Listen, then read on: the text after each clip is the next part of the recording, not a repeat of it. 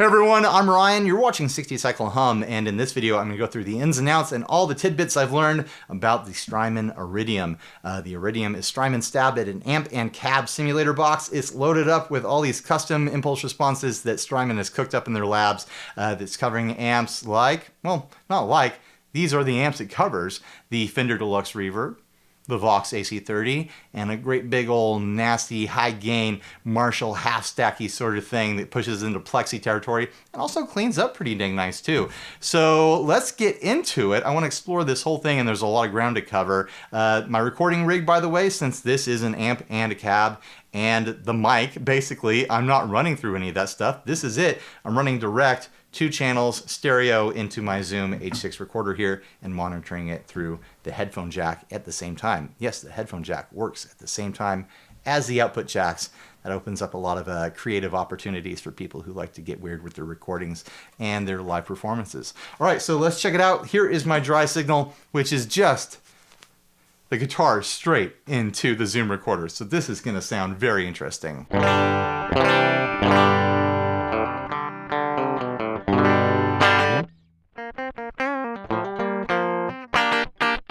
Here is the Iridium on the Fender setting, the Deluxe Reverb, with the Deluxe Reverb 1x12 cab selected in the A position.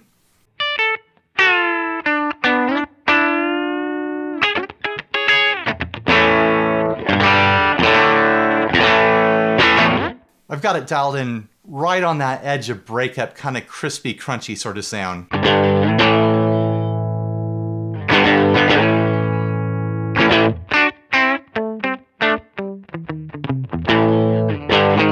You know what? I'm going to save that to my favorites. I like what I dialed in there just fine. Let's try it on the neck pickup.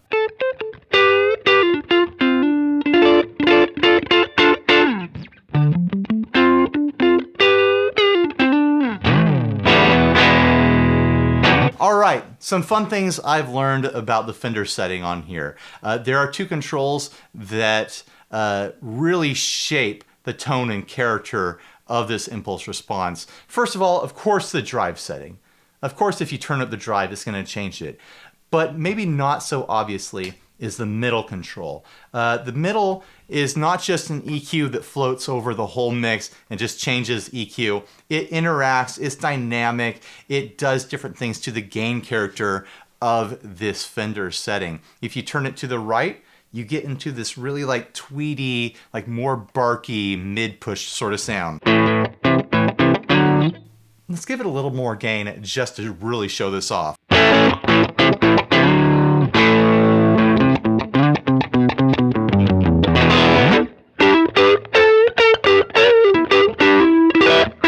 In the neck position, here's the bridge.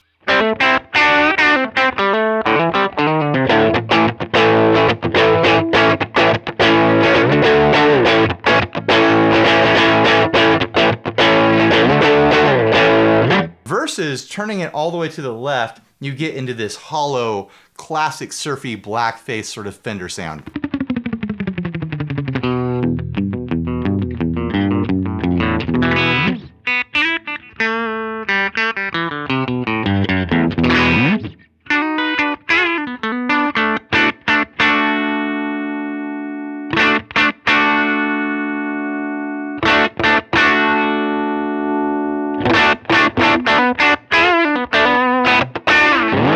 You can really hear it's a lot more than just an EQ change. It changes the character of the drive and just like the compression and the dirt.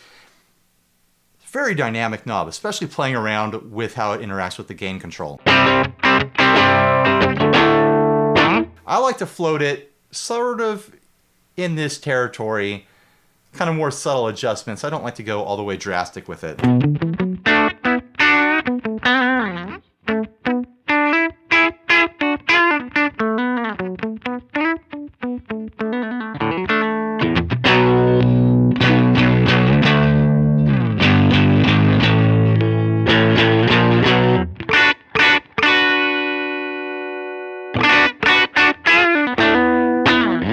And of course, the Fender setting goes nice and clean if you want it to.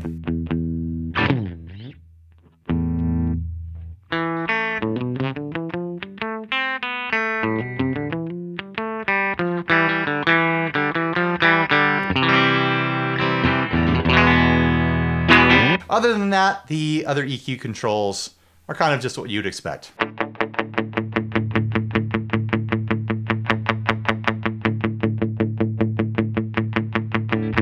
Now let's get into what the room knob does. The room knob basically controls, how far your virtual mic is away from your virtual cab, lets you get some reflections from the simulated space. I like to leave it right around here. It just fills it out a bit, makes it feel more natural. If you turn it all the way down, it's just dry, dry, dry, and I just don't feel like that's a great sound by itself. That's a little hot. I mean, maybe you need that sound, but I just feel like it sounds so much better right around there. When I play the right chords anyways.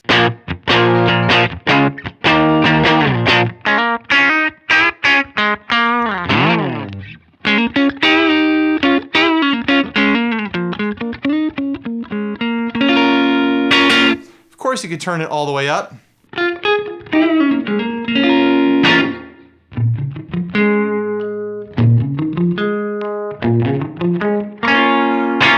But that's kind of extreme, unless you're really going for a specific sound. I don't know, man. You can also change the length of the reverb trail by holding down the bypass switch. Red is all the way long, yellow is in the middle where I had it, and then green is super short. Here's the green setting.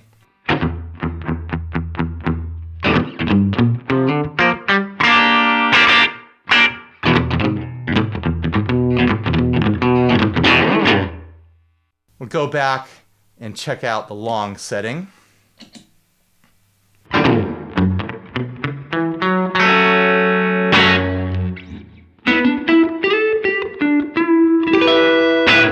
Kind of extreme, not really what I like to do. I mean, I like reverb, but I prefer to use very specific reverbs in very specific ways. And this is more about just helping out that amp and cab simulation. All right, let's check out some of the other cab settings now.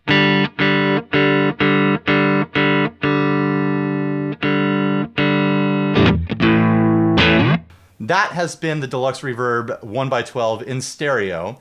There is a mono Blues Junior cab in the B position. It's kind of boxier and more mid-pushed than the Deluxe Reverb.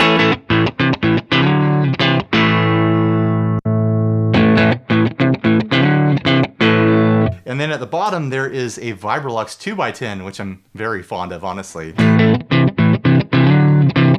It's just so smooth. It has this nice, round, smooth bottom into it.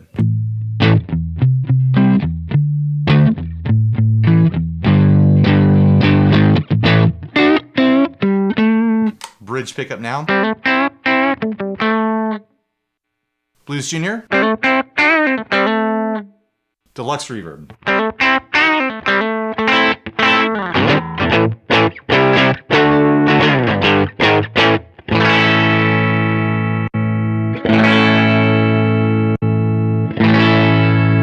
Let's move on to the AC30 now. That is the chime channel. Immediately, classic AC30 sounds. Here we go. Let's see how it's dialed in.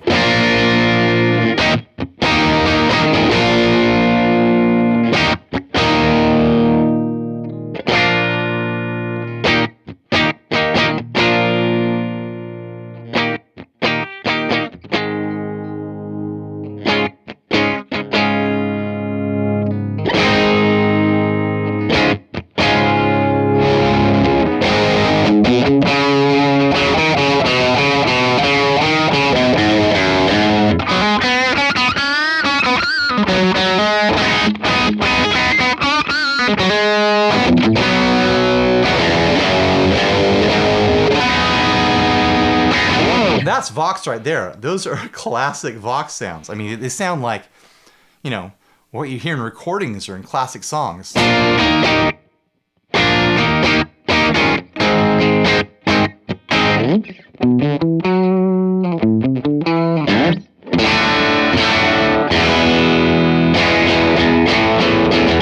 Just chimey and gritty and nasty. A lot like the Fender setting, the middle control does something extra special. It controls the tone cut knob that you would normally find on a Valks amp. So you turn that right, and instead of getting bright, it gets darker.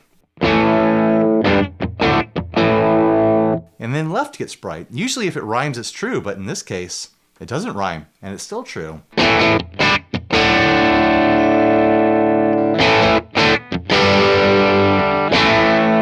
And of course, you can dial around that with your highs and your lows.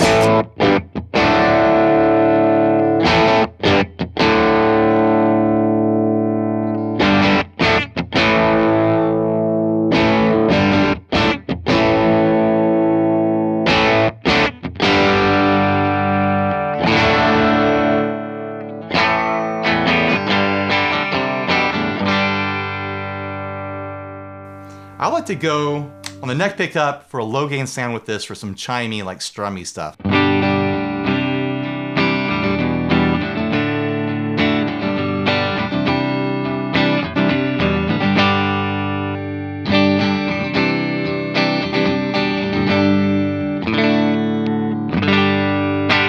Very pretty, and that sort of like bright, chimey sound works really well with dark, murky reverbs and analog delays and whatnot. Let's check out some cabs.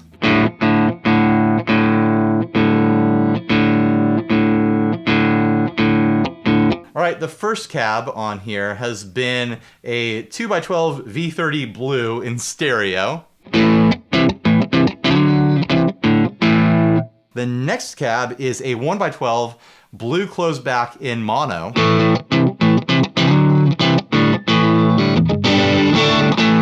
Reminds me of the blue that I have here. And then the bottom one is a 4x12 Mesa Boogie half stack.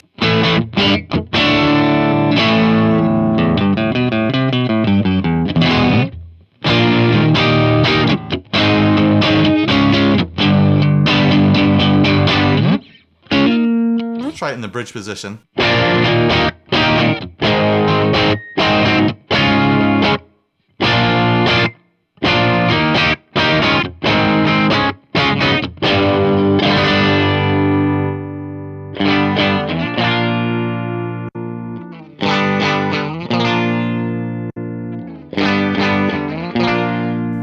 I think I really favor that first 2x12.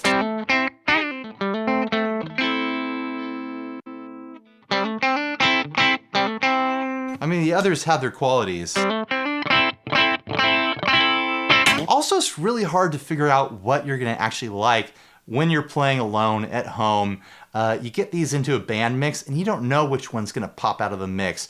Just pop above your bass player, your rhythm guitars and the drums and whatnot. It might be the one that you think sounds the worst at home, and all of a sudden it just works in the mix. So I never try to like pick favorites when I'm just playing at home. All right, let's check out the Marshall setting now. This one's gonna be a little bit mysterious to me. I have real experience with Vox amps. I owned an AC-15 for a while. I sold it because it was too heavy. I mean, obviously this thing's not too heavy. I can take it around and experiment with it more. But I've never owned a Marshall amp before. I've only heard them in, you know, amp simulations and of course classic recordings and whatnot. So I'm a little curious to see if I will use the Marshall setting a lot in a real sort of like band mix. Let's check it out. I'm gonna start with a lower gain setting, top cab setting, and I'm gonna play on the single coil for a bit, and then I think I'll swap into some humbuckers.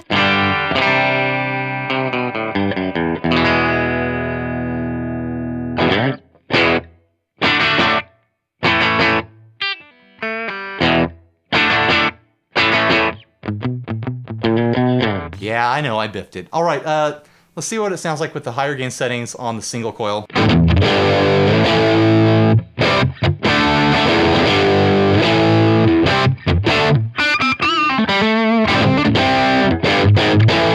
Not bad, but I just think it will benefit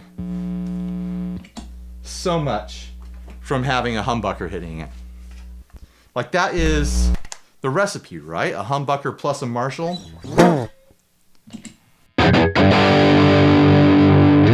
Let's tune real quick.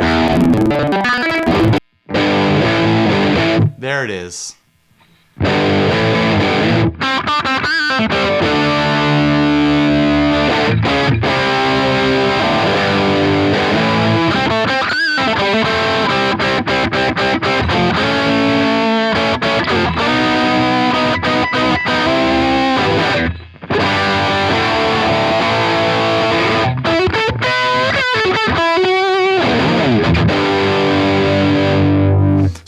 from what I understand, right around 2 o'clock on the gain knob, it goes from your classic, you know, just kind of normal pushed Marshall sound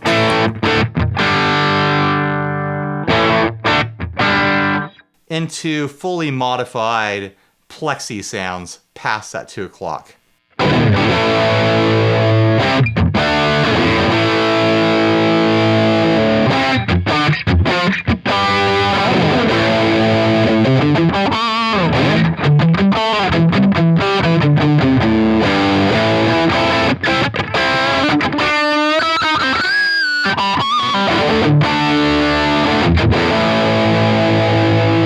Man, it just sounds huge. Jeez Louise. I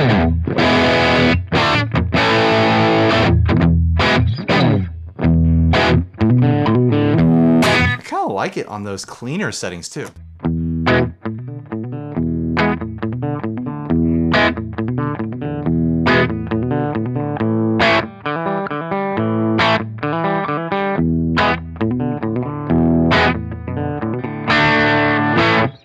How clean can this go?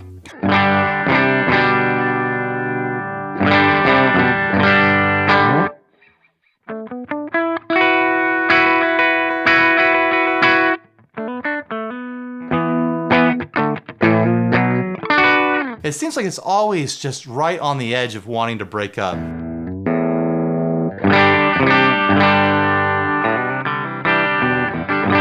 But never quite gets there when it's turned down that low. Man, I bet this would be a really great pedal platform sound right there.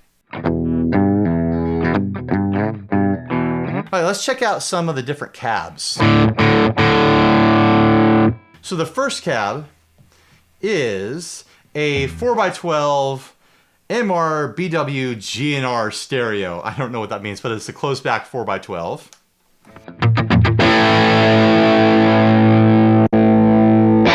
The next one is a 2x12 open back, a V30 open back. And that's in mono.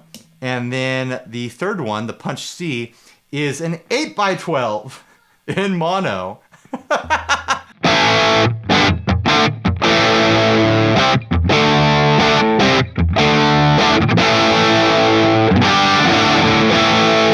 That is nasty sounding.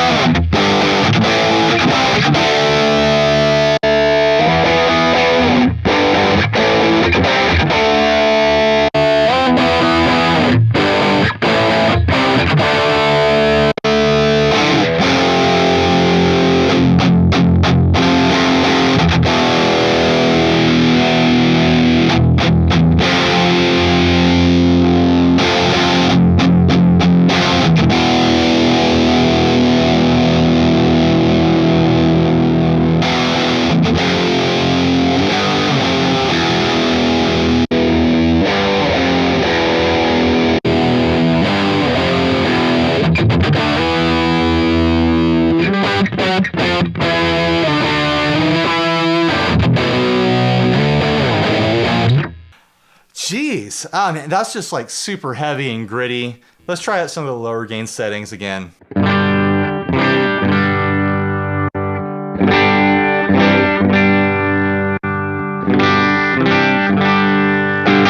feel like I've got to spend a bunch of time really getting to learn that Marshall sound, learning how it works with my pedals and whatnot in my rig. But it sounds promising to me. I'm not familiar with Marshalls, like I said, but that sounds like a bunch of fun. You can't say that doesn't sound like fun.